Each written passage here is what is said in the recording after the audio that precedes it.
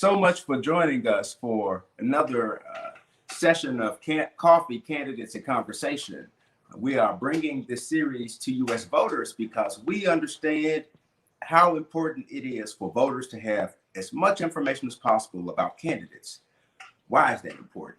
Well, we want you to make good decisions at the polls. Well, great decisions at the polls. So today we have with us a special guest, and I'm assuming that many of you have already gotten to know her. Her name is Miss Ruby Powell-Dennis, and she is running for state representative for District 97. So good morning. Good morning. Thank you so much for having me, Mike. It's a pleasure to be with you. Yeah, we're glad to have you. You know, of course, it's Coffee Candidates and Conversation. So do you have your mug ready to go? You fired up and ready to go with it? Okay. Okay. I do. Nice. Well, I understand how busy this time is for candidates, and so I'm going to jump right in and get by the getting this good. I know you got to get to the polls. So let's start with this question. Can you tell us something about Miss Ruby Powell-Dennis that we cannot find by searching you on Google, that we wouldn't know from checking your campaign website, and that we couldn't learn from working with you in your professional capacity? Certainly. So I'm proud to be one of 19 women in my immediate family. I'm the last of 5 girls. I have quite a few nieces, my daughter. And so I come from 3 generations of really strong, amazing college graduates and women who have been small business owners, have had successful small businesses, and who have been serving in our educational system in some capacity. I'm the 3rd generation educator in my family. My grandmother served in the classroom for almost 40 years. My mother served for 39. And it is my hope to catch them, if not surpass them, and be in service of students and families as well. So I'm very strong, but I get it honest. Nice. I love that. Well, let's kind of dig in and go ahead and again get while the getting is good. Okay, so we know that as a candidate, well, when you become a candidate, your life essentially becomes the issues that matter most to your constituents. But there's a reality that we all sometimes forget as voters, and that is that you as a candidate are also a voter. So let's take your candidate hat off for a moment, set that to the side, and let's talk as a voter. What is the single most important issue to you as a voter, and why? Yep. So it would be our educational system. I benefited from a great public school education. My mother was a public school teacher, so was my grandmother. And I think a lot about when I was, so in high school, I was an international baccalaureate student. And so I had an opportunity to take some of the most rigorous coursework in the world. I mean, because you have the same curriculum in the IB program around the world. And that's when I became just very aware of, even then, the disparities in our educational system, and can remember leaving my classes, going to teach my teammates, because I was a 3-sport athlete, and going to my teammates being like, listen, this is what I learned. Are y'all learning something similar in your classes? And they were like, no, they weren't hearing about the same types of academic opportunities as I was. And it was really hard because these were, folks that I cared about, people I went to middle school or junior high school with, and I just didn't see them getting the same opportunities. And, for me, when I think about, our educational system now during a pandemic, I was a graduate student when Katrina hit. I also know how when there's, economic disruption or things happening in our broader community, we feel it in the educational system as students.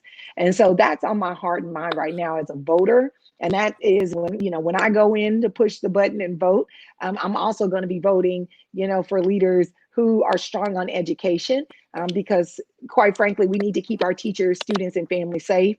And so supporting education and valuing our educational system is going to be an important part of that. Okay. Well, I want to sort of peel a little bit more out of the this education discussion. I've seen countless videos about this. Betsy DeVos she talks about it. You've heard Donald Trump speak on it, and now you have political commentators talking about it, and teachers are upset to even hear it. So decreasing the threat of decreasing federal funding for school districts who choose to go all virtual as a response to COVID-19. What are your thoughts on that? And what do you see happening, or at least what do you see as the best response for our school system, you know, using your legislative or legislators' lens to evaluate how to handle it? Yep. So teachers and school system leaders did not choose to have student funding tied to student attendance. And so because our school budgets are tied to, you know, daily attendance, I mean, to be quite honest, so my background is in schools and working on the national side with budgets. If you want to be super technical, we actually track, you know, quarter hour increments. So if a student doesn't show up to school all, you know, 8 hours or whatever of a day, the school gets docked for the hours that the student misses in the state system against their budget. And so right now, the way our schools are set up, it just doesn't match the reality of the world that we live in. And I'm sure that when folks are crafting our school formulas, that they had the best intentions at heart, but they were not thinking about what if there was a legitimate reason why thousands, hundreds of thousands of students across our country could not go to school. And so it all of a sudden makes that formula inadequate. So instead of penalizing adults for something that they had no control over, teachers didn't write the policies, school and system leaders didn't write that policy. It came from legislators decades ago. We need to begin to reimagine, well, now that we are in the midst of a pandemic that shows no signs of slowing down in the next couple of months, how do we then set our schools up to be successful, fiscally successful long term? So instead of punishing schools and threatening schools and teachers, which is what this actually is, people should be spending, particularly our president and our secretary of education, should be working with thought leaders across the country, state legislators across the country, to figure out how to untie school budgets from student attendance and instead tie it to metrics that we know schools and systems can live up to during a pandemic. So for example, instead of that, you know, look at how many schools are trying to procure technology, give them some credit and support and financial resources to do that. Right? If you see how many schools are distributing lunches, because our nutritional services has to count every apple, every orange that goes out the door. Use something like that. How many meals are served in under-resourced communities? There are lots of metrics and data that we collect in our schools that tell us what is going on in our buildings. Instead, we should pivot to utilize one of those metrics instead of threatening school teachers, threatening school leaders, threatening system leaders, that if they don't, you know, deprioritize their own life and the health of their own families in service of others, you're making heroes and villains out of folks at a time where that's just not the appropriate approach and it's not thoughtful leadership. Wonderful response. And you know, I won't even ask you what you think about our Secretary of Education, even trying to inadequately speak on the topic. But let's sort of push on through then, because you tapped on something that I think that Shelby County Schools is making great strides toward. But we know that it's not just you know, Shelby County schools that's facing this. We have schools in general across Tennessee, schools districts in general that are facing this. So let's talk about digital equity, because you know the reality is we do not have a stronghold on you know, knocking down COVID-19. If anything, it has a stronghold on us. And so, I mean, what can we do? Do we have a plan in Tennessee that you know of to address digital equity? And if we don't, what would you propose? Yep. At Shelby County, our county commissioners have been working hard the last several years. The 2021 fiscal budget that was just passed has some additional money in it so that we can continue our work to move toward providing free Wi-Fi and hotspots across our city and county. I mean, places like Denver, Philadelphia, they have it. If you're in the city, it may not be the fastest internet, but it is free and available. And so I think that, you know, we have lots of exemplars around the country where we've seen this happen. Our county commission and city council have been working on this. There's some infrastructure built, but again, it takes time. You know, there's no way in which you can just throw up infrastructure super fast, especially if you've seen, you know, other major capital improvements. It takes time. There's a process. You have to bid it out. There's some fiduciary responsibilities that come with that. And so we're on the path, but unfortunately, the timing is just not ideal. But again, it doesn't mean that we dial it back. It means that we continuously, work towards supporting our municipal leadership because they are doing everything that they can. At the state level, we have an obligation to begin to have a broader conversation around, well, what does Wi-Fi access across our state look like? If you are in a rural community, you may have to be on dial-up or some other very slow form of Wi-Fi. And quite frankly, it's not going to meet your needs if you're a parent who is trying to provide instructional support to your children at home. And so I say all that to say, as we look, one of the big slogans on my campaign is 21st century leadership for 21st century challenges.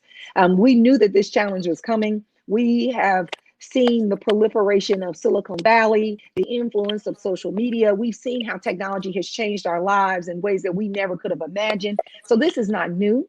But again, if we want to make sure that every single person in our state is taken care of, then we have to start treating access like a the same in which the Tennessee Valley Authority, under the New Deal many decades ago, it stimulated economic development in rural communities. It brought permanent jobs to those communities and changed the lives of thousands of people up and down the Tennessee Valley because it stretches across several states.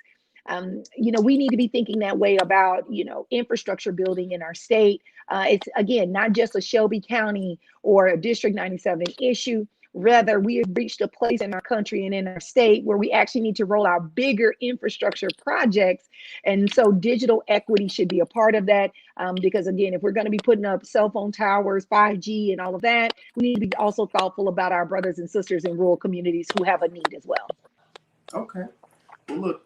Now we're about to go into our lightning round. I know lightning is really fast. We'll give you about a minute and a half on these questions. So we're going to go into the slow lightning round. And what I'll do is I'll pick an issue and just display it on the screen. And what I want you to do is dig in on it and tell us your thoughts. If there's an opportunity you see, talk about it. And we want to sort of keep the answers at about a minute and a half. And if you see one that's a high value target for you in terms of, where you really need to share some stuff, you let me know. And then we'll pause and dig in on that, based on how much time we have left. Fair enough? Sounds good. Okay. Let me see. What do we get? All righty. Question that a lot of people would love to hear an answer to. What is a livable wage? Yep. So I'm going to go with $15 an hour. At the end of the day, our current minimum wage is less than $8 an hour. Inflation in our country is rising. We've been through a recession in 2008. We are in the midst of a recession, depending on who you ask now. And so we have to put people on a path towards $15. Stop. Nice. And yeah, it's been a decade. And that is a long time to not have an increase. Let me pick. A lot has changed. While you're pulling up the next question, a lot has changed. I mean, when you think about the cost of gas, the cost of food, the cost of milk and eggs, I mean, at the end of the day, you have to pay people so that people can live. When people don't have a livable wage, it impacts their ability to get to work on time. It impacts their ability to provide childcare for their family. It has lots of implications. So, at the end of the day, somebody is making money. We just want to make sure that the people who are serving us, who are on the front lines, who are working hard, that working families and hardworking Americans get the wages that they've earned. All righty. Well, then let's keep digging in. Expansion of Medicare. We said no to $1.4 billion to help Tennesseans in our legislature, in our House. Thoughts on that? And keeping that in mind, I want to throw this out to make it a little more saucy. Tennessee ranks as the 7th worst state in the nation for hypertension, and I believe so. It's hypertension. It is heart disease. We're the 5th worst for heart disease. I'm sorry, 7th worst for hypertension and heart disease. 5th worst for diabetes. We're the 3rd worst for stroke, and it costs the state of Tennessee $5 billion per year. Keeping that in mind, what are your thoughts? Yep. So we need to accept of the big pushbacks that Republicans and our, the GOP is giving around why they haven't accepted it is because if federal aid support goes away, that the state cannot afford the cost of that expansion on its own. However, we're putting $527 million into our reserves in a rainy day fund. And so my question is always, if this is not a rainy day, then what is your definition of rainy day? Because again, we have the money that, we need to accept the Medicaid expansion while there's federal support for it. But also we can't just continue to put money in a rainy day fund and allow people to die on our watch as leaders. So the short answer to that is we need to accept the expansion, but also recognize that, we need to put money in reserves when we genuinely have a surplus, not when we are actually diminishing social services to tax-paying citizens in our state. Right on, right on. Well, let's push on through. What about then this issue that is directly connected to the one that we chose before? And really even to this, and we talked about what is a livable wage. Then we talked about healthcare. This people who live in this class generally struggle with both poverty. Right. So systemic poverty in our country is decades long of bad policy that blames people for being victims of poverty as though it is a choice. And so I think first and foremost, we have to write legislation that is understanding that if you simply under-resource a community or a particular zip code, I'll use one because District 97 is actually a more affluent district. So the median household income in our district is higher than it is for the city of Memphis. It's about $35,000 for the city of Memphis. And so when I think about how do we actually tackle and address poverty, it's about, okay, so if we're talking about a Green New Deal, for example, and we're talking about a light rail or jobs, to, increase and improve the efficiency of our public transportation system, then those jobs should go to communities like 38127 zip code, which has some of the highest infant mortality rates in our state, if not and in this part of the country. It also has, some of the highest foreclosure rates because it was hit very hard by the recession in 2008. And also it is a community that is, 50,000 people. So that is the equivalent of a small, if you think a college town. And so until we actually start to unpack and really target zip codes that historically are under-resourced, poverty is concentrated in communities across our county, then we can't actually address it. And again, it is about when we roll out progressive legislation that's going to bring millions of dollars of revenue into a community, we have to choose communities that are victims of poverty, that are stricken by poverty, as anchors for these types of programs, so that again, it took decades to create the scenarios that we see now. It'll take us decades to undo that work. But again, you have to make substantial infrastructure commitments and put substantial projects that are going to be there permanently in those communities. Okay. Well, let me toss this up because we're talking about change, but what about this fact? 72 Republicans and 27 Democrats. How do you plan to get things done? So first, I believe that those numbers are going to change. I see progressives and Democrats running all over the state, challenging Republicans who previously had no challengers. They're viable candidates. They're raising money. They're getting the word out. And if their turnout looks anything like what we're seeing here in Shelby County, then I'm confident that we'll have more than 27 Democrats. So I'll say that first. Once we are all elected, then we'll start to file legislation that, again, does things like targets communities that historically have been underserved. We'll need to also lobby, because I also believe of the Republicans who are up there serving, there are individuals who care deeply about kids. And so when it comes to changing the formula for student funding, to move to a weighted school funding, I'm going to work with champions who also care about having that, type of legislation passed. I believe that there are some issues like healthcare, because this legislative session alone, there were 2 Republicans who sponsored a bill to ideally put us on a path towards the Medicaid expansion. So I say all that to say, when you file lots of good legislation that doesn't get hung up in subcommittees, you're lobbying on both sides of the aisle, you do your research as a freshman legislator to find out, in the last couple of sessions, what types of legislation have your colleagues tried to pass? Who can you partner with to co-sponsor a bill? When you're doing that kind of work, then you can start to see systemic change. But I do believe that public opinion is on our side. I believe that, we are holding current leadership accountable. And by the time I take the oath of office, January 2021, we'll have far more Democrats than 27, and public opinion and lots of data on our side around the true impact of COVID-19. And if that is not enough to move those Republicans and to get them to pass legislation that works for all Tennesseans in the state, then we'll continue to make sure that we work with other Democrats to get them voted out. All righty. I like that. I like that a lot. Well, let's talk about something that is happening across the country. And, it's the legalization of cannabis. We know that people who suffer with glaucoma, some with cataracts, and there are even studies that suggest that there are beneficial, after effects for cannabis treatment for even with children who have certain types of autism. So what do you think about that?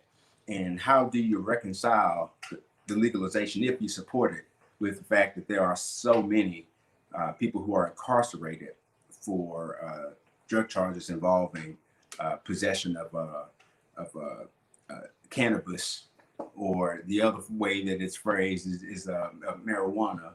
But for purposes of this, what are your thoughts on that, and how do you reconcile the two? Yep. So there's the whole narrative surrounding cannabis that has been longstanding. And so there's lots of emotions and feelings around that. My take on it is more around the business side of the legalization of cannabis. So when I looked at states like Florida and Colorado, Illinois, we can learn a lot from what went well and what didn't. So I'll go in a little bit of order to make sure I stay under time. So in Colorado, when they legalized cannabis, first for medicinal purposes and then recreational purposes, there were a lot of learnings. First, because they didn't fix their school funding formula. When the excess revenue rolled into their state's budgets, you still have school districts that are only operating 4 days a week before COVID-19 and didn't have money for bus transportation. So the first thing is that before you agree to the legalization of cannabis, you actually need to make sure that you don't have other policies on the books that when that additional surplus and revenue rolls in, we don't want it to go to a rainy day fund. I want to see that go directly to our educational system because it does not have the money that it needs. And so for me to feel confident about a piece of legislation, I want to know where is the money going once we do legalize it, whether it's for medicinal or recreational purposes. Because again, as I saw from Colorado, they have a surplus in their budget, but it is not going to the students and families that are in need. So that's one part of it. The second part of it is vertical integration. So in the state of Florida, when they passed their legalization of cannabis legislation, they required that you had to have vertical integration. That means in order to procure a cannabis license, you had to own every part of the supply chain, from the seeds to the sale.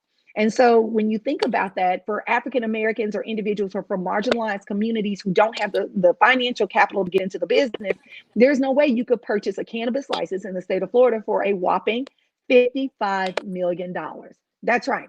That's what it costs to procure. There are 2 licenses right now for sale for $95 million combined in the state of Florida. But again, if you cannot prove vertical integration, you legally cannot procure that license.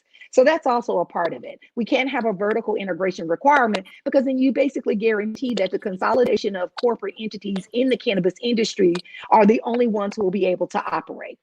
The other part of that is we have too many banking regulatory pieces so that even if you and I said we wanted to get into the industry, banks already are hesitant to loan to African Americans who are starting businesses, who are seeking entrepreneurship. So until we look at banking regulations, there is no place for folks to legally put their money.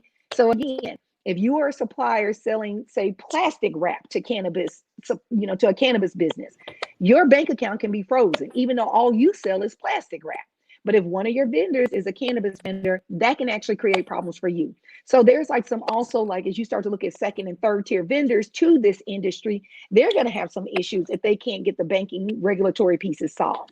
The final portion of it is the expungement. When you think about individuals who have been incarcerated over the last several decades for the possession of cannabis in whatever form intend to distribute, So to use Florida as an example, they passed Amendment 4 so that individuals who've been convicted of felonies got the right to vote, but then essentially put a poll tax on it. So, I say all that to say, I want to see legislation in the state of Tennessee that addresses all of those issues and includes social equity programs. So one thing we learned from Illinois is, great, you want more minorities to be involved and to have access to cannabis licenses, but the social equity programs allow venture capitalists to come in and be major stakeholders and shareholders in minority-owned cannabis businesses. Again, so how are you then protecting people who have been victimized by the criminal justice system for possession of cannabis over the last several decades? And then you're finding a way to monetize it so corporate boards of directors and individuals who won't have anything on their background, who are going to benefit from the financial, from the revenue generated by this industry. So I am in support of the legalization of cannabis so long as it answers all of those components. Vertical integration. Where is the money going? What do social equity programs look like? And again, how are we taking care of the individuals who have been criminalized previously for possession of cannabis or the intent to distribute? Very thorough. Okay. I really I like the way you had communicated the issue breakdown on that, especially the part about having a defined pathway for the expenditure that we'll be using that revenue on. And so I really like that. It's about as close to earmarking as you could get with the government. And I think one of the concerns, even with that, is that there's it tends to be a distrust among voters that, when the government says, hey, we're going to do this and to raise money and we're going to spend it on that. And I think, historically, we found that, in certain areas it happens, but in a lot of areas it doesn't happen the way that voters expect for it to happen based on, the presentation of the information. And so that's definitely something that resonates with me. Obviously, the social justice piece resonates. You open my eyes to a couple things, especially on the vertical integration piece. So speaking of that, and I think, to your point, we think a lot about, at least, there's lots of movies and that talks about the fun parts of, cannabis culture. But the reality of it is this is still a business. This is a pharmaceutical business. And so we would never open the door for like opioids in this way. We would never open the door without any expectations for any other drug. And so, I say all that to say, we can't just allow people to, sell us something and then not ask questions like how, the corporate boards of directors, the people who are making decisions about this, who are clearly making money and revenue off of it, how is that then going back into marginalized communities? Okay. Well, let's talk about it, because vertical integration is an issue when we're talking about new industry, right? And let's talk about our supporting our small local businesses, which is, for us, the key to creating jobs. So let's see what your thoughts are on it. So I think that it's really important that a dollar generated circulate in our community as many times as it possibly can before it leaves our community going somewhere else. I also believe that our small local businesses here in Shelby County, and I'm specifically speaking of businesses that have 250 and fewer employees. So that's like schools or small businesses. There are other entities that would apply to, but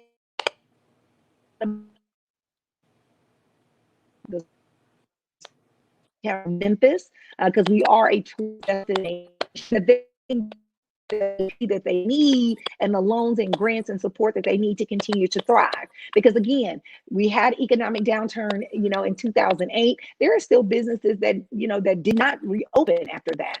And so to, figure out how to navigate this pandemic, we have to make sure that small business owners, particularly businesses owned by women, businesses owned by people of color, BIPOC, Black, Indigenous people of color, that those businesses are taken care of. Because when you look at, the broader picture, women and individuals who are people of color tend not to have the same support and financial resources. And so we want to make sure that as we talk about like the Green New Deal, infrastructure building, the legalization of cannabis, all of these, which are potentially revenue generating sources that are going to be regulated by government, how can small business owners be competitive in their state contract process, in the RFP process? Again, until we start to make sure that these steady revenue streams are flowing into small local businesses, we can't keep having corporate bailouts. Like, we can't keep bailing out big organizations, big entities that, they might maintain a corporate space here in our city or county. When tax incentives end, they're gone, moving on to the next city. We have to take care of the people who love to live, work, and play here and keep our dollars circulating. Amen to that. Well, it's time for our last question and our really big question. And I asked this question of everyone who comes on Coffee Candidates in Conversation. And that is the SWOT analysis. I'd like for you to look at District 97, your legislators hat on, and tell us whether you see as the greatest strength, the greatest weakness, the biggest opportunity, and the biggest threat to District 97 moving from where it is today to where it can be tomorrow. So our greatest, the people. I've had an opportunity to connect with thousands of people virtually, for sure. And like, I've been at the polls, this will be day 8.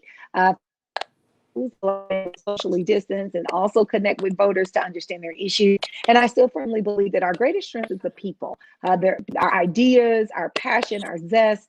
When I drive around the district, I see how proud people are to take care of their lawns, to support their neighbors, to support our schools and our students. And so definitely it's our people. I would say a weakness is that, if we don't stay in community with one another and we see our neighbors, our colleagues as a threat, then that is actually an area where, we could potentially stumble as a district. District 97 is a more affluent district when we are compared to, say, some of the districts that are adjacent to us. And so, we have to do a good job of continuing to care one another. Senator Coley, who is the incumbent, who is not seeking, he passed legislation around, keeping women and children safe. And so if we don't continue that could become a weakness for us. We have to continue to take care of one another. I think a huge opportunity is, of course, the option to elect new, fresh leadership. I'm running in part because I see myself in neighbors. I see families trying to figure out, how to entertain their children so that you're not indoors during this pandemic. And so I think that we have just an incredible opportunity to elect new leaders that is going to continue to lead our district in a way that's innovative and transformative, because we are a vanguard district. District 97 has launched a number of transformative public servants who, like Trey Hargett, our current Secretary of State, he served. He was a state rep in 97 when he started his career. And so our district continues to be filled with lots of talented, outstanding leaders. And so I believe that we have an opportunity to select strong leadership that is reflective of our district. And finally, I would say the greatest threat right now to our district is that, we can't afford to just be pleased with all the good things that are happening. Rather, we have to continue to move forward. Progress is not locked in. That means that and I'm seeing this in our municipal leadership.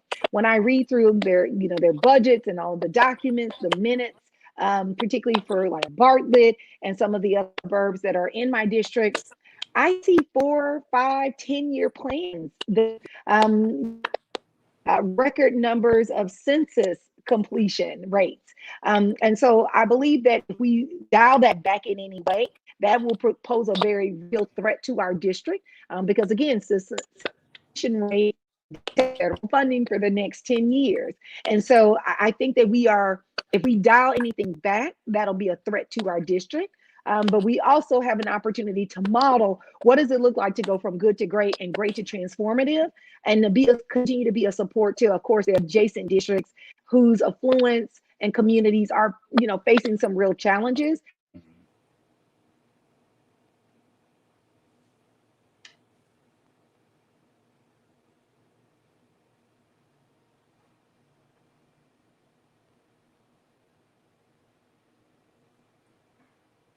I think we may have stumbled across a bad spot in our connection.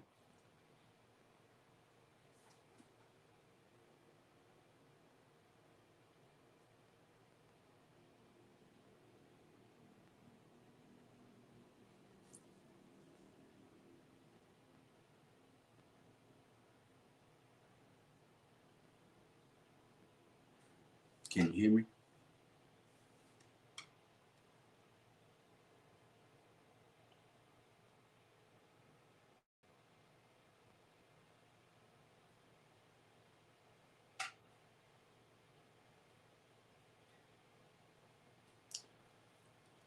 We'll give Miss Ruby Powell-Dennis a moment to reconnect. She's coming back online now. Hey, can you see me? I'm not sure what happened. She's back. She's back. Well, we waited on you. And so, but you were sharing with us that the biggest threat is, that if you dial it back any, as it relates to being forward moving, that it could really slow you down. And, Yes. and so I think you have really done a great job laying out all of these different perspectives and sharing really good information with voters. And so, at this point, I'm going to share a word or two with those who are watching, and then we'll give you the opportunity to give the last word and tell voters why you deserve their vote. Fair? Fair. Cool. All right. So if you're watching this, understand that everyone can make a difference, and one vote can be the difference.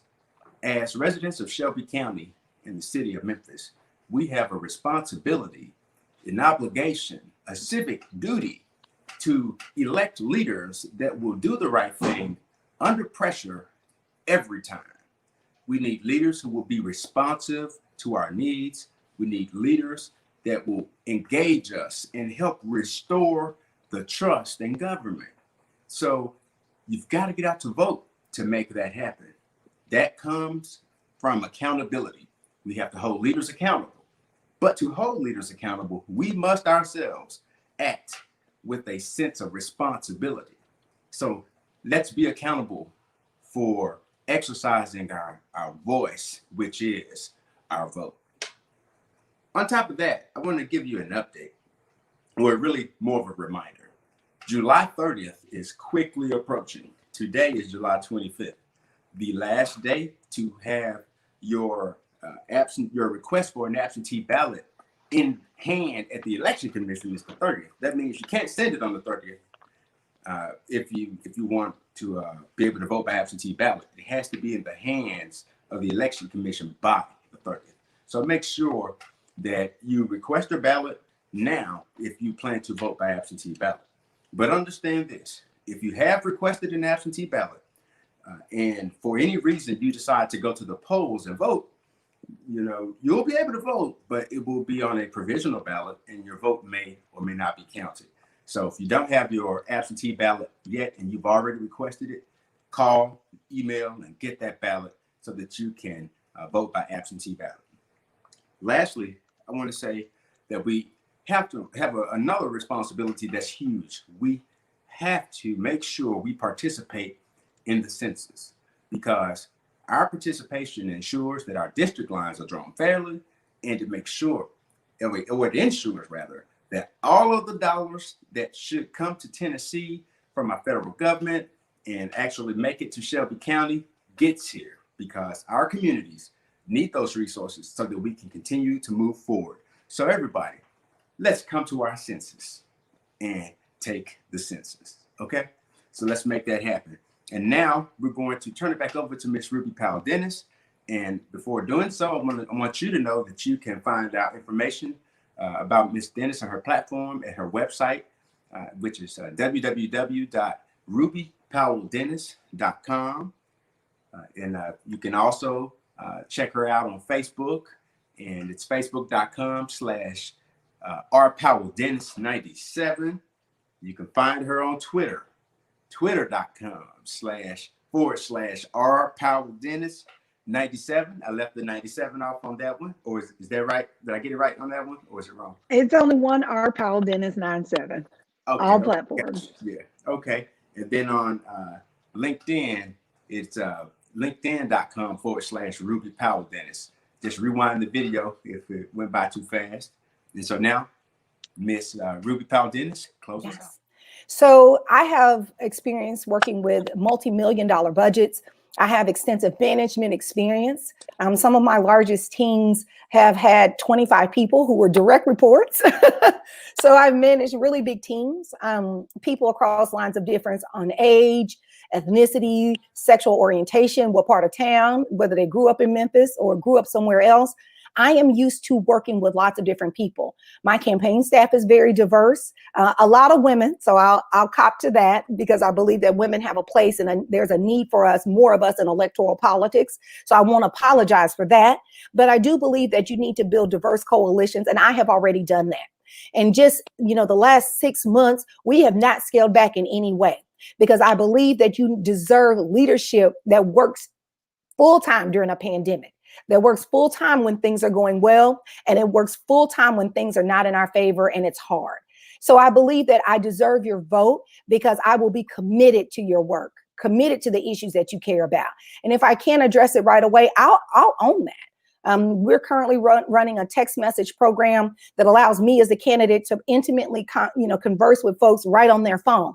We intend to keep that service until we can no longer have it, until something better comes along. So that way, a constituent who's received a text message from me, because I send those text messages, not someone else, I send them and I reply.